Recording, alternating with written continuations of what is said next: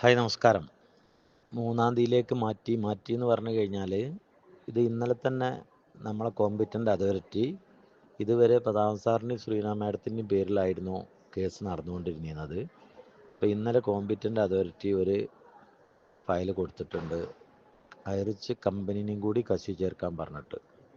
പക്ഷേ ഇനി അങ്ങനെ കക്ഷി ചേർക്കാൻ ജഡ്ജിമെൻറ്റ് പറഞ്ഞുകൊണ്ടിരിക്കുന്ന ഒരു സ്ഥാനത്തുമ്പോൾ പിന്നെ ഒരു കക്ഷി ചേർക്കാൻ പറ്റൂലേ എന്നുള്ളതാണ് നമ്മളെ ചോദ്യം. എന്തായാലും ഇന്നലെ അത് ജില്ലാ കളക്ടർ ഒപ്പുവെക്കാത്തതുകൊണ്ട് ഇന്നേക്കാണ് അത് മാറ്റിയത്. അതാണ് ഞാൻ ഇന്നലെ 1-2 കാര്യങ്ങൾ കൂടി കറക്റ്റ് ചെയ്യാണ്ടെന്ന് പറഞ്ഞത്. അപ്പോൾ അത് എന്താണെന്ന് അറിയാതെ കറക്റ്റ് പറയണ്ടല്ലോ വെച്ചിട്ടാണ്. അപ്പോൾ ഇന്നിപ്പോൾ അത് ഇവർ കൊടുത്തു. ഇത് കൊടുത്തപ്പോൾ ഇനി അതിൻ്റെ ഒരു നോട്ടീസ് നമുക്ക് കിട്ടും.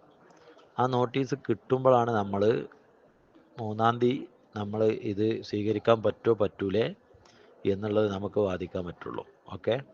അപ്പോൾ നമ്മളെ മനഃപൂർവ്വം നീട്ടിക്കൊണ്ടുപോകാൻ വേണ്ടി ഇവരിത് കളിക്കുകയാണ് എന്നുള്ളത് ജഡ്ജിക്ക് കാര്യം മനസ്സിലായിട്ടുണ്ട്. എന്നാലും നമുക്കൊരു നോട്ടീസ് വരുമ്പോൾ അതിനെ നമ്മൾ ഇതാക്കണ്ടേ.